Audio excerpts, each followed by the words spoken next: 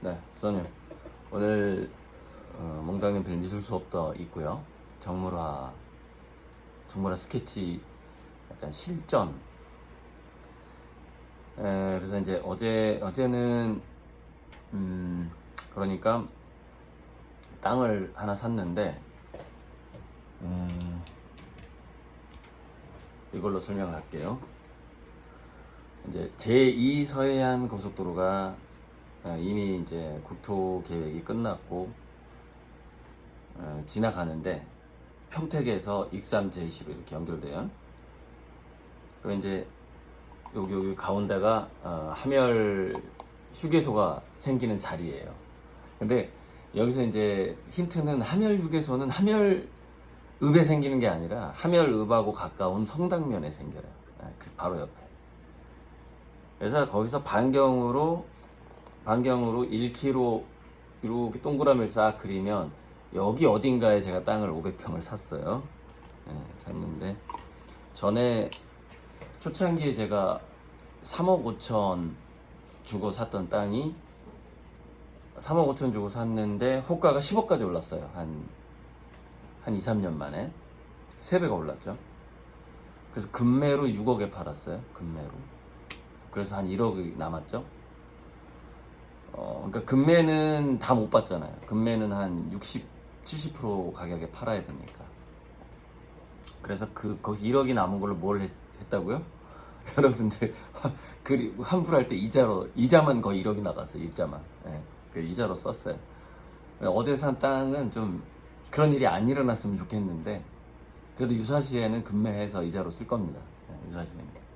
지금 저 같은 경우에는 이 선보롱제 유토피아라는 커다란 꿈을 꾸고 가고 있기 때문에 제 개인 재산과 뭐 법인 이런 게 없어요. 제 거 그냥 다 쏟아붓는 거예요. 그러니까 올인이죠, 올인인데. 하지만 안전장치를 가지고 가는 거죠. 그래서 그 법인에 투자하셨던 분들도 안전장치가 뭐죠? 부동산이잖아요. 지금 벌써 호가가 3배 올랐잖아요. 그 춘포. 그러니까 60억 가치로 보기도 한다 이 말이에요. 근데 이제 좀 더 기다리면 더 올라간다 이 말이에요. 그러니까 좀 기다려야죠. 그게 이제 여러분들 투자금에 대한 많이 주면 3배, 적게 주면 2배 정도 줄 수 있는 안전장치로 남아있다 이 말이에요. 부동산이라는 게. 근데 그게 이제 제 스타일이죠. 저는 좀 돌다리를 꽤 두드려 보는 편이에요. 그러니까 뭐 예를 들어서 돌다리를 건너기 전에 뭐 10번 두드려 보는 사람이 있고 딱 3번 두드려 보는 사람이 있다. 그럼 저는 어느 정도냐? 한 7번 정도 두드려 보는 사람이 7번. 이게 많이 두드려 보는 스타일은 아니에요. 근데 빨리 판단을 하는 스타일이에요. 대략 이렇게 두드려 보고 이 정도면 한 10사람은 더 지나갈 수 있겠는데 뭐 이런. 그 지나간 다음에 이제 안전진단 다시 하세요 뭐 이렇게 할 수도 있어요. 그리고 이제 어제 제가 이제 이 영화를 요약본을 봤어요. 시간이 없어서 이게 전체를 볼 수가 없어요. 드롭아웃이라는 그 테라노스 그 실리콘밸리 최대 사기극 이 여자죠. 그러니까 여기 보면 오른쪽이 그 연기했던 배우고 이 사람이 진짜 사람이네요. 이게 실제 그 주인공이고 여기가 이제 사이코 연기를 굉장히 잘했어요. 그 소시오패스 연기를 아주 잘했고. 근데 여기 보면 마지막에 소시오패스하고 그 리플리 지금까지 나오죠. 리플리. 그러니까 소나리가 딱 나온단 말이에요. 소나리 현상이 딱 나와요. 이 여자를 보면 인격을 분리해 버리는 거야. 과거에 잘못했던 자기와 현재 자기를 분리시켜 버리는 거예요. 마지막에 다중인격처럼. 그게 마지막 장면이에요. 그 소나리 스타일이 딱 나오는 겁니다. 이 여자한테. 그래서 이제 보면서 자 그러면은 최근에 오늘 이거 지금 얘기 안 하면 시간이 없을 것 같아가지고 제가 이제 한 주제가 한 3가지 정도 되는데 자 루나 같은 경우는 뭐예요? 가상의 안전성을 가상과 가상의 2개의 장치를 만든다. 즉 가상의 안전성을 가상과 가상으로 만든다. 전부 다 허상인 거야. 실물이 없잖아, 실물이. 제가 부동산으로 왜 안전장치를 해요? 실물이잖아요. 실물 걸어 다닐 수 있잖아. 땀 위를. 가상을 어떻게 가상으로 안전장치를 하냐 이 말이에요. 도저히 말도 안 되는 거잖아요. 그러니까 여기서도 조금 전에 인터뷰가 나오는데 초창기에 루나에서 바보 취급 당하면서 쫓겨난 직원이 이제 자기는 얼굴 공개하더라고. 자기 말한 대로 망했으니까. 그러니까 그 사람이 이거는 시간이 오래 걸리는 사기극이라고 얘기한 거예요. 그 루나 대표한테. 그랬더니 주변에 있는 사람들이 야, 너 학벌도 안 좋은 애, 너 멍청한 애, 뭐 이렇게 해서 비난 받고 이제 쫓겨난 거죠. 근데 아무리 봐도 자기는 사기였다는 거예요. 처음부터. 그 직원 얘기가. 근데 이게 이제 드롭아웃에서의 그 테라노스 사태는 조금 달라요. 루나하고 좀 달라. 그러니까 루나 사태는 시작부터 사기였어. 시작부터. 근데 이 드롭아웃은 시작할 때는 그냥 꿈으로 시작했는데 아이디어 단계를 성공했다라고 이제 거짓말이 처음에는 거짓말이 한 20%, 50%, 70% 점점 늘어나. 거짓말이 99% 이렇게 된 거예요. 마지막에는. 그러니까 100이 있다면 그 중에서 진실은 1%밖에 없고 99%가 거짓말인 거죠. 그래서 이제 중간에서 나가게 하고 이렇게 하는데 그 중에서 전 법무부 장관 일단 할아버지하고 그 손자의 그 의절하는 게 나와요. 손자는 이제 비리를 폭로하는 사람이고 할아버지는 그 회사의 이사예요. 근데 마지막에 그 할아버지가 고백을 하죠. 자기도 그 여자 대표가 좀 실은 의심을 했었다. 그런데 왜 자기가 자기 손자랑 의절하면서까지 손자는 아니다. 이거 사기다. 빨리 할아버지부터 이사회를 그만둬야 된다. 이렇게 얘기를 했는데 거기서 나는 홈즈를 믿는다. 그러면서 이제 손자하고 이렇게 의절을 한단 말이에요. 집에서 나가 막 이러면서. 그래서 연락을 끊는단 말이죠. 그리고 그 손자하고 같이 근무했던 그 중국계 그 밀고자가 있죠. 그러니까 폭로자가 있죠. 그러니까 근데 그 이공계 스타일, 그 의사 출신이었을 수도 있죠. 이공계 스타일의 특성이 딱 나오죠. 그러니까 저도 미대 다니는 공대생의 공대생이라는 별명을 갖고 있는데 이공계 스타일의 특성이 뭐예요? 이 회사가 계속 있다가는 환자들이 죽겠구나. 실제로 그 오진, 그러니까 피를 분석을 잘못해서 다른 회사의 기계로 하고 연구실에서 분석하고 하는데 그 연구실에 있는 사람들의 분석 능력조차 엉망인 거예요. 그 회사가, 테라노스가. 분석 잘못해서 환자들이 또 많이 죽어요. 그것 때문에. 그러니까 왜 그 사람은 이거 밀고 할 수밖에 없었느냐. 그 비밀 유지 협약서를 사인했음에도 불구하고 직장까지 그만두고 가면서 집안 형편도 안 좋은데 왜 밀고 해요? 사람들이 죽어가잖아요. 그러니까 양심이 도저히 이거는 견딜 수가 없는 거죠. 사람들이 피해를 보고 있으니까. 근데 홈즈는 뭐라 그래요? 피해를 준 적이 없다 그러잖아요. 사이코, 소시오패스. 사이코. 그러니까 소시오패스라고 나옵니다.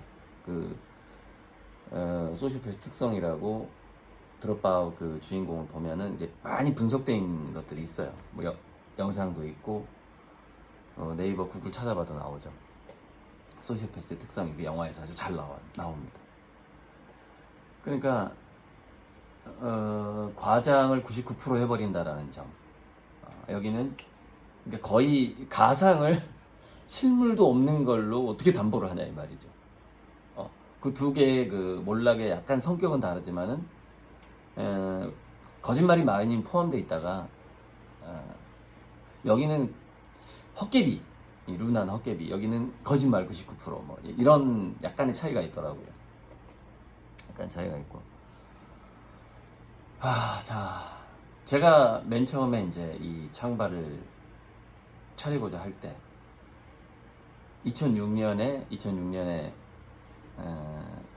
이 눈동자의 우주 컨셉을 이제 뭐 계시를 받았다면 계시를 받은 거고 아니면 제가 연구하다가 갑자기 생각이 나고 이제 뭐 막 번개 맞는 경험 같은 걸 했는데 그러고 나서 이제 정말 이게 인기가 있을까 테스트를 해봐야 되잖아요.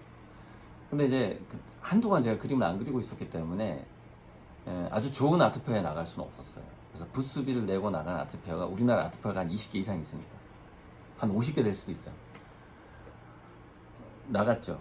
근데 참가 인원이 300 몇 명이었어요. 그러니까 제가 예전에 중앙비엔날레 대상 받을 때 참가 인원이 3015명이었어요. 3015명 대상 받을 때. 그다음에 여기 이제 아트페어 참가 화가의 숫자가 350명 정도 많이 모였죠. 그때 이제 대대적으로 홍보를 했어요. 이제 그 사람이 그 약간 만나봤는데 뭐 자기가 뭐 이명박이랑 친하다고 그러면서 막 대대적인 뭐 자기가 아트 사업을 하겠다 뭐 그런 분이 있었어요. 호텔에서 이렇게 하기도 하고. 근데 저는 이제 약간 정치권에 등을 업고 뭔가를 하겠다고 말하는 사람 그렇게 이게 좋아하는 스타일은 아니에요. 약간 그런 구조를 별로 안 좋아해요. 자기 내면에 힘이 있어야 되는데 자기가 가지고 있는. 근데 뭔가 세력을 등에 업고 있다는 듯한 느낌은 별로 안 좋아합니다. 그래서 이제 그다지 제가 신뢰하는 스타일은 아닌데, 그래서 막 대대적으로 홍보해서 우리 처해삼촌 문창수 선생이 같이 나가자고 그래가지고 이제 그렇게 문창수 선생을 통해서 저한테 연락이 왔죠. 그래서 마침 실험을 한번 해봐야 되겠다. 그러고서 그때 임채욱이 사진작가가 이제 사업 망해가지고 빚을 한 13억을 쥐고 사진 찍으러 다닐 때였어요. 나름대로 이제 치유하면서 이제 아트로 다시 되돌아간 상황이었는데, 그래서 야 채우가 여기 같이 가자 그래갖고 이제 문창수, 저, 임채욱 이렇게 제가 아주 친한 사람은 나 3명 또 한 서너 명이었던 것 같은데 갔는데 임채욱이하고 제가 대박이 난 거예요. 둘 다. 그러니까 채욱이는 자기가 걸었던 사진보다 하나가 더 팔렸어요. 그러니까 하나가 주문이 이게 다 팔리고 솔드아웃 되고, 그 다음에 솔드아웃 되고 하나가 더 주문이 됐죠. 그래서 실질적인 판매율로는 채우기가 1등을 했는데, 거기 분야가 사진이잖아요.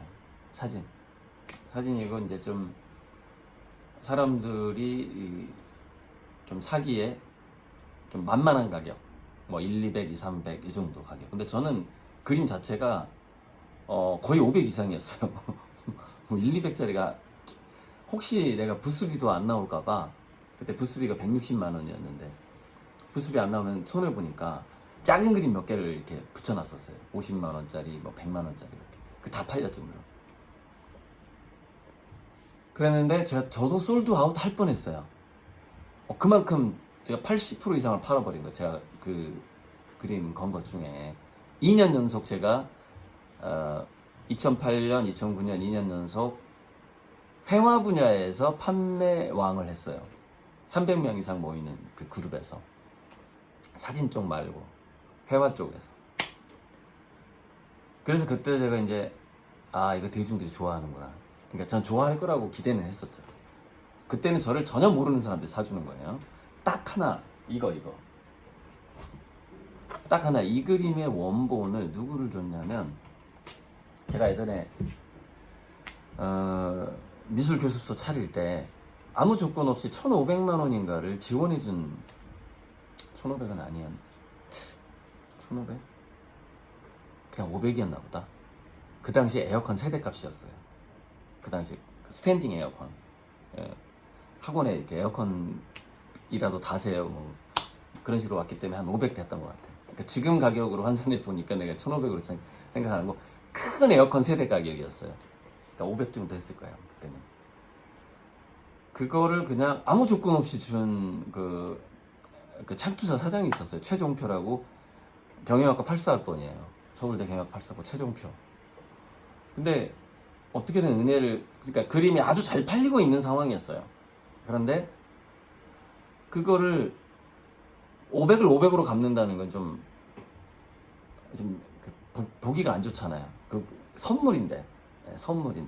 그래서 그 당시에 내가 걸었던 그림 중에서 정말 가장 마음에 드는 걸 선물한 겁니다. 그림을 꼭 오세요.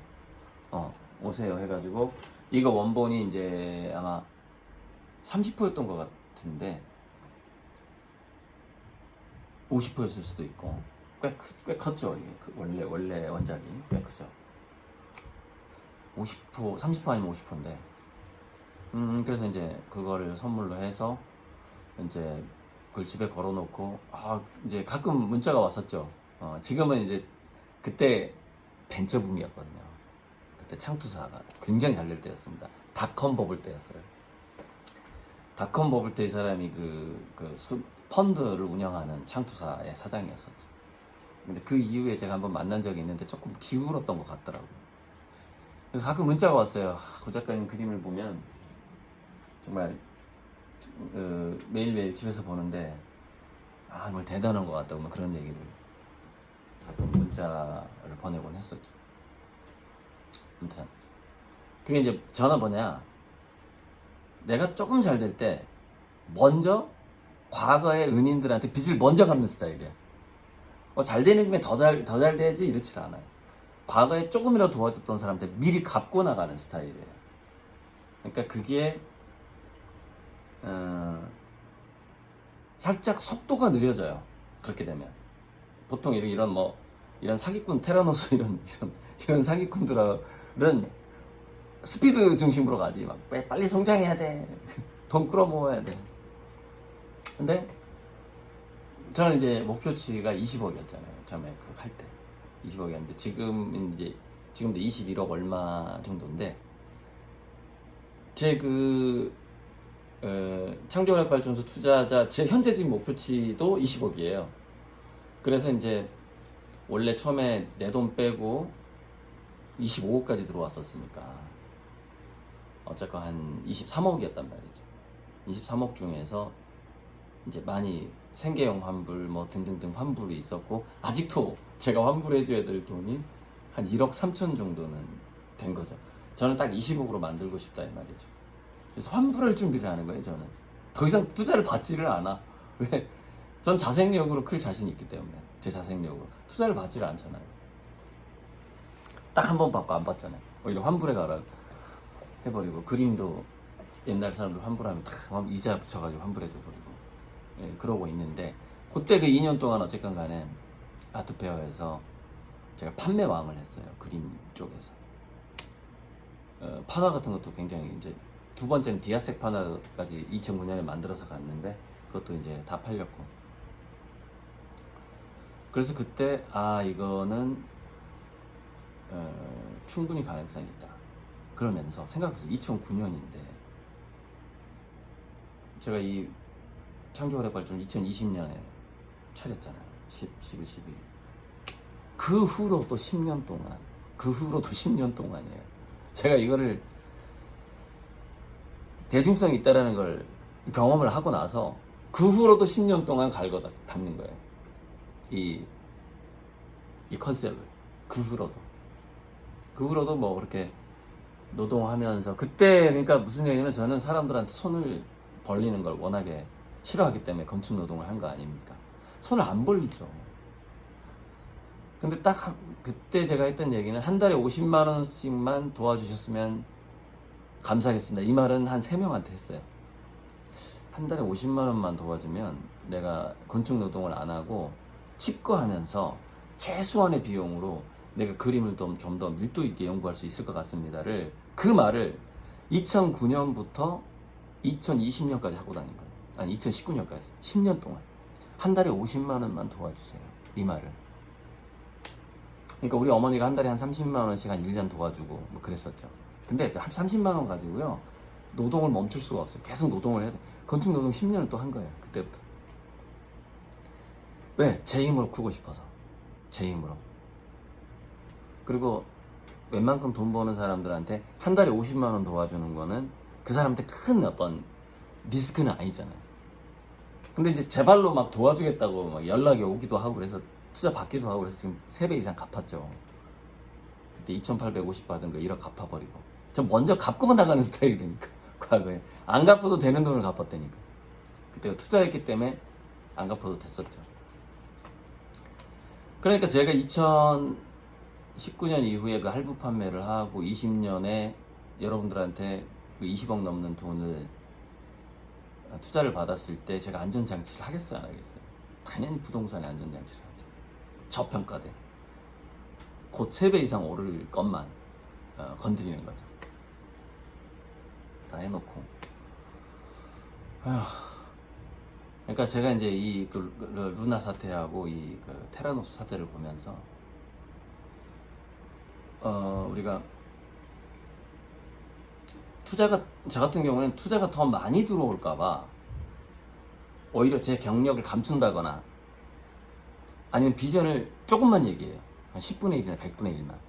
더 큰 비전이 막 머릿속에 막 꽉 차 있는데 조금 약하게 얘기한단 말이죠. 근데 여기는 막 더 세게 얘기하잖아.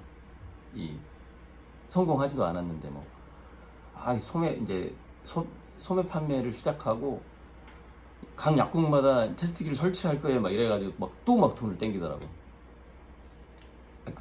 이미 실패하고 지금 현재 실패하고 있는데 테스트기가 게다가 남의 기계로 분석하고 있음에도 불구하고 그렇게 뻥을 치는 거예요. 사기꾼의 특성이죠.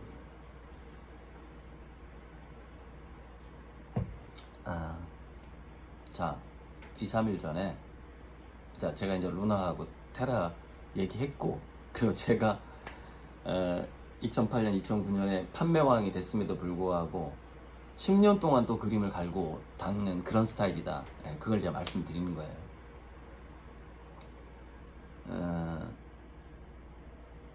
그리고 누구야? 2, 3일 전에 이제 이제 시의원 후보를 만났는데 이제 계속 꿈이 있어, 꿈이.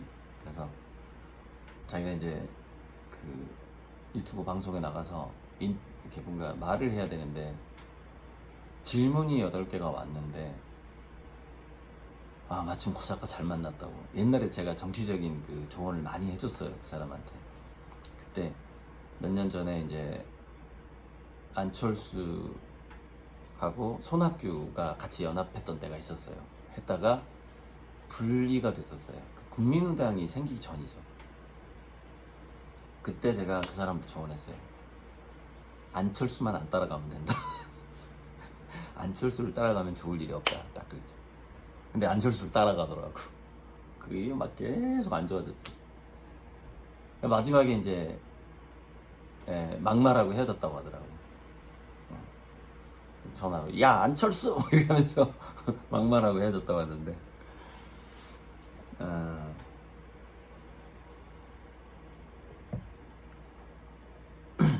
그게 뭐냐면 저도 주변에서 들은 얘기가 있잖아요. 왜냐면 이제 같은 동문이다 보니까.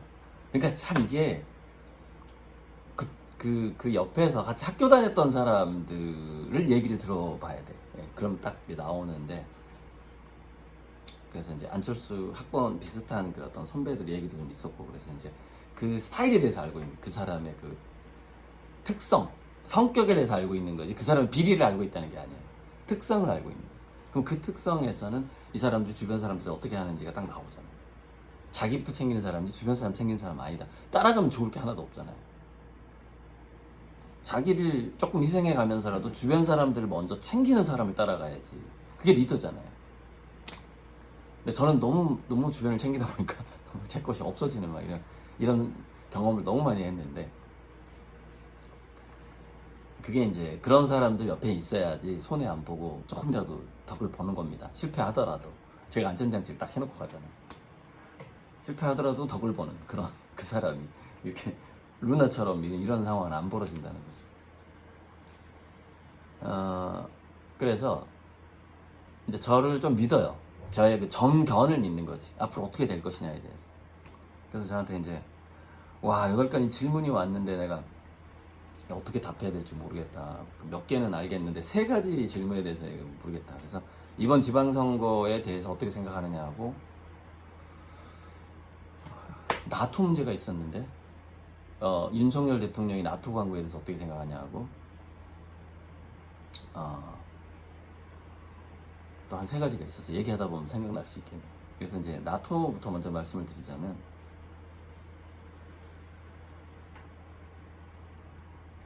아니 무슨 지방시의원 후보인데 인터뷰는 무슨 대선 후보 이게 좀 약간 그런 특성이 있어요. 막 사람들이 작은 걸 얘기하면 인식이 안 되니까 시의원이든 도의원이든 간에 무슨 대통령 후보처럼 이렇게 인터뷰를 해야 돼. 약간 그런 게 요즘에 좀 너무 그 좀 뻥튀기 됐다. 이게 좀 그 대중들의 특성에 영합을 하는 건데, 그래서 자 나토 문제는 이겁니다. 지금 이거랑 지금 비슷한 거예요. 비슷한 상황인데, 여러분 그 제가 전투 얘기를 해줬어요. 참호전. 상대방이 전력이 비슷할 때는, 자 지금 예를 들어서 미국하고 소련이 어떤 상태냐? 왜 전력이 비슷하죠? 핵무기 때문이잖아요. 공포에 의한 그 힘의 균형이라고 그러죠. 핵무기. 공포가 가져다주는 힘의 균형. 너도 나도 다 죽으니까. 소련에 몇천 개예요. 미국을 한 100번 멸망시킬 수 있는 핵무기가 있어요. 소련에. 어차피 전면전을 못할 거 아닙니까? 그쵸? 그러면 참호전이라는 거 얘기해. 참호전. 참호전이 뭐냐? 총알은 안 맞아 서로. 이게 그 땅굴 파고 들어가 있으니까. 근데 나가면 맞아. 고개 내밀면 총알 맞는 거야. 그래서 재수 없이 그 고개 내미는 놈들 그 보초병이나 이렇게 걔네들이 한두 명씩 죽는 거예요. 그러니까 그걸 국지전이라고 볼 수도 있고 그래요. 또는 대리전. 제3국에서 뭔가 이렇게 갈등을 만들어서 한번 이렇게, 그러니까 우리나라 6.25도 일종의 대리전이었잖아요. 그게 이제 참호전 상태입니다. 미국하고 소련이. 자, 그런데 참호전, 장기전으로 들어가면 누가 이길 것 같냔 말이죠. 자, 첫째, 내가 먹여 살려야 될 인구가 많으면 불리해요. 식량이 빨리 떨어지겠죠. 자, 먹여 살릴 인구가 단촐하고 에너지와 식량이 많은 국가가 이깁니다. 참호전으로 들어가면. 그럼 결국 답은 나오잖아요. 러시아가 이긴다잖아요. 미국 경제적 감당 못해요. 이렇게 계속 가버리면. 왜? 먹여 살릴 식구가 너무 많기 때문에. 지금 어떤 상황이랑 비슷하냐면 광해군 상황인 거죠. 그 명나라에 줄을 설 거냐 청나라에 줄을 설 거냐, 이런 몽골, 그 청나라 맞나요? 아무튼 그 영화 저 역사 잘 모르는데 아무튼 그런 상황이야. 그래서 광해가 그러잖아요. 명나라를 지원하는 척하면서 그 청군을 공격하지 마라. 그러면서 청군에 또 밀사를 보내. 우리가 사실은 그냥 파병을 안 할 수가 없어서 우리 약소국이다 보니까 그러니까 미국 눈치를 봐야 되니까 우리가 이렇게 안 할 수가 없는데, 사실 나 러시아하고 이렇게 적대적인 생각이 있는 그런 나라 아니야. 이런 작전을 쓰거든요. 근데 지금 우리나라가 딱 그렇게 해야 되는 상황인 거예요. 장기전으로 가면 미국이 더 불리해야 되니까. 그래서 장기전으로 갈 게 뻔하거든. 푸틴이 바보입니까? 전략에 지금 다 세워놨지. 그래서 윤석열 대통령이 나토에 간 것 자체가 정치적인 미스는 아니나 그 이후의 행동을 잘해야 된다는 것이죠. 그 이후에 적극적으로 브릭스의 적이 되면 안 된다 이 말이에요. 그 얘기를 하라 그랬어요. 나토에 간 거를 어떻게 아니 시의원 후보한테 뭐 그런 질문을 하고 그래. 그래갖고 나토가 분열될 것이다. 장기전으로 가게 되면. 왜? 그 푸틴이 얘기하잖아. 겨울이 온다. 너희들 에너지 가스 없이 어떻게 견딜 거야? 국민들 뭘로 따뜻하게 해줄 거야? 이걸 지금 협박하는 거거든요. 겨울이 온다. 먹고 사는 문제죠. 자, 먹고 사는 문제 나왔기 때문에, 자, 뭐 이번 지방선거에 대해서 6.28이었나요? 뭐 아무튼 어떻게 생각하냐? 그래서 제가 등소평의 흥묘백묘를 얘기하십시오. 그랬죠. 흥묘백묘.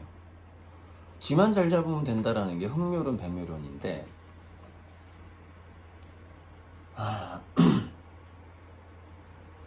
자, 시선이 흥묘백묘로 이렇게 왔다리 갔다리. 흥묘 쥐 잘 못 잡네. 백묘. 주자를 못 잡네. 흥미없. 이게 민주당하고 그 저기 국민의힘하고의 그 왔다 갔다 정권이 왔다 갔다 하는 거 아닙니까? 근데 그 상황에서는 아무리 쥐를 잘 잡는 황묘가 있다 하더라도 황묘가 안 보인다 이거죠. 황묘하니까 정의당을 말하는 거 아니에요. 그런 건 아니고 그냥 제3의 어떤 지역 일꾼이 있을 수도 있는 거고 또 제3의 정당일 수도 있는 거고 꼭 정의당 얘기하는 게 아닙니다. 황묘라고. 그래서 지금 우리가 세뇌당하고 있다라는 거예요. 무슨 얘기냐면 뭘 세뇌당하고 있느냐 국민이 쥐를 잘 잡는 거는 흑묘 아니면 백묘야 라고 지금 잘못 착각하게끔 지금 그렇게 만들어버렸다라는 거예요. 이 상황을. 제3의 길이 있음에도 불구하고 제3의 길은 없는 것처럼 돼버린 거예요. 그래서 그 상황을 부추기는 게 뭐냐면 공천제예요. 그 상황을 부추기는 게. 그래서 그래서 경남 경북이나 중도적인 표가 나오지 않고 좀 그래서 압도적으로 뭐 어떤 지역에서 한 정당에 그 전에 70% 이상의 뭔가 표가 나왔어. 그러면 그 지역에서는 의도적으로 공천을 폐지해야 돼요. 그러니까 그 퍼센트별로 폐지하면 저는 좋겠다고 생각을 해요. 한 65, 좀 그렇고 아무튼 70% 이상 나오면 그 특정 정당이 그 막 싹쓸이를 하면 그 다음에는 거기서는 공천 없는 걸로 이렇게 뭔가 법을 근데 그 법을 안 만들겠죠 국회의원들이. 왜? 자기의 권력이니까 공천권이. 안 만들겠지만 그런 식으로 해야 황묘가 보인다는 거. 황묘. 근데 공천권이 있기 때문에 이 다양한 일꾼들이 이제 다 능력이 있어요. 근데 위원장을 이렇게 바라보고 내가 공천을 받아야 되니까 그래야 그 지역에서 거의 무투표 당선이니까 위를 바라본다 이 말이에요. 그래서 제가 제스처까지 따라해라 그랬어. 제스처까지. 그러니까 꼭 무슨 대필해 주는 것 같아 책을. 그래서 위를 이렇게 바라보고 있는데 어떻게 아래가 보이겠습니까? 하면서 책상을 한번 딱 쳐라. 굉장히 일단. 근데 까먹었어. 제가 얘기한 걸 까먹었어. 그래서 보니까 이거는 위를 바라보는데 하는데 이제 너무 액션이 약하더라고요. 액션이 팍 나가서 했는데 저는 사실 조금 도와주고 싶어서 이 다음에 나오면 그래도 시의원이라도 했으면 좋겠다 뭐 이런 마음에 내가 지금 인터뷰 지금 1시간 전이야 후작가 나 어떻게 해야 돼? 이 질문 어떻게 해야 돼? 그래가지고 이제 쭉 이제 밥 먹으면서 얘기를 해준 그 내용이에요. 그래서 나토 문제하고 지방선거 문제, 그래서 흑묘 백묘하고 공천에 대한 폐해 그거를 얘기를 했으면 좋겠다. 뭐 대략 그렇게 세 가지인 것 같긴 한데 그렇게 이제 그런 이야기를 얼마 전에 나눈 적이 있는데 워낙에 이 구독자가 500명도 안 되는 그 방송이에요. 아미고님들의 걸릴 수가 없어요. 걸릴 수가 없고 지역 방송 너무 또 방송을 못해 또 사회자가 그 방송 없어지겠더라고요.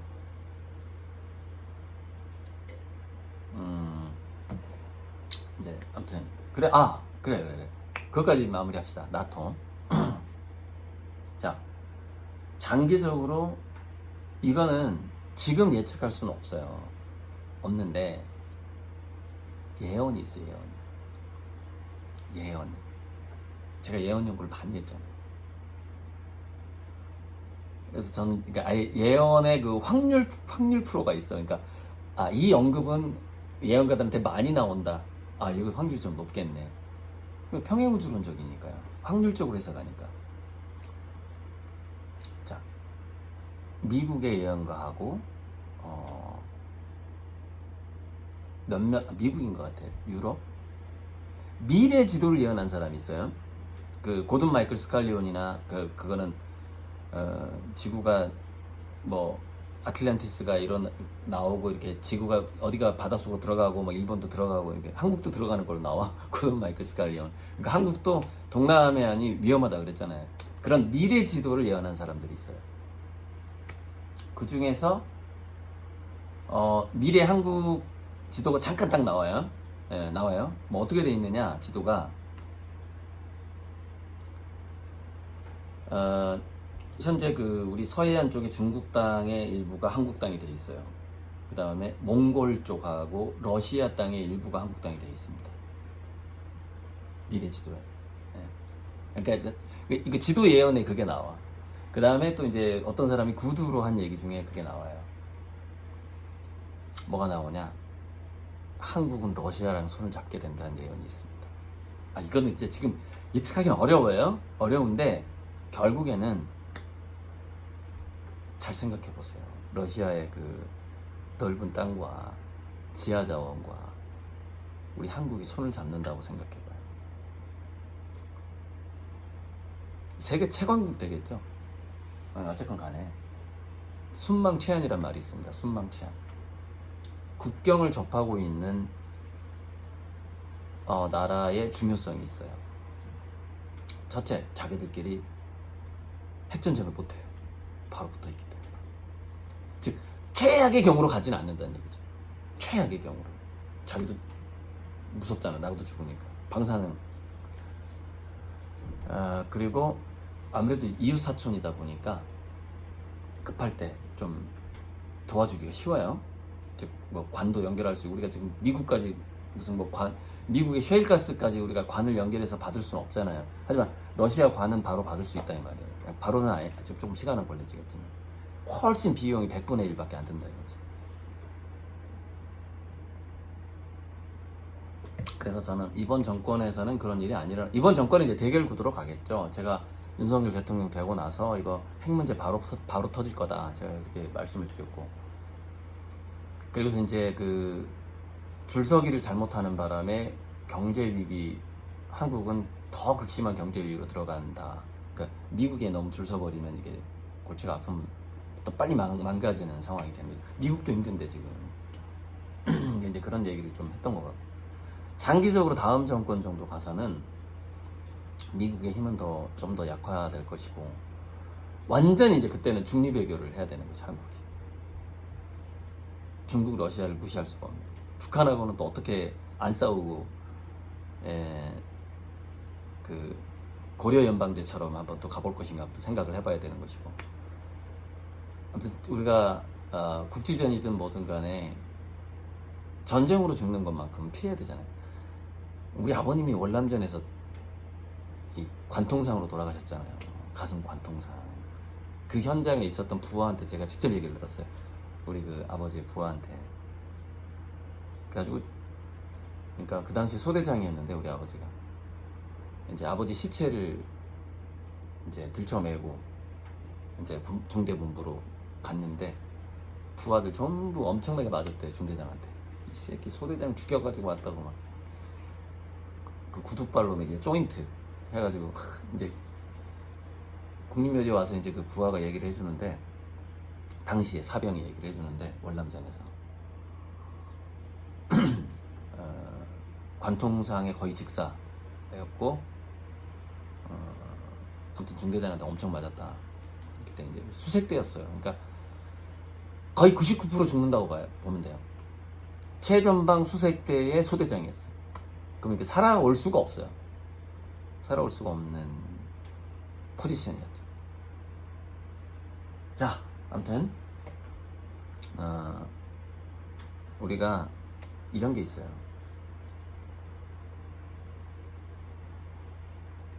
내가 역사에 남겠다, 역사적인 인물이 되겠다라고 생각하는 사람은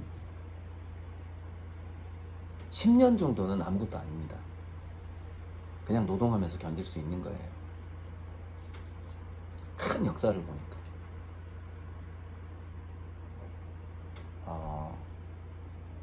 그래서 누구나 다 그런 역사적인 의식, 긴 안목 같은 거 있잖아요. 자기 삶을 완성시키고자 하는 노력. 그게 이제 자기 삶 전체를 인생이 뭐 100년이든 200년이든 뭐 혹시 또 기술 좋아져가지고 500년, 800년, 1000년 살 수도 있는 건데 그 자기의 그 한 인생을 마스터피스로 만들고자 하는 신중해야죠. 이렇게 안목이 길어야 되고 돌다리도 한 70%는 7번 정도 들어봐야 되고 안전장치를 하면서 가야죠. 이상입니다. 저는.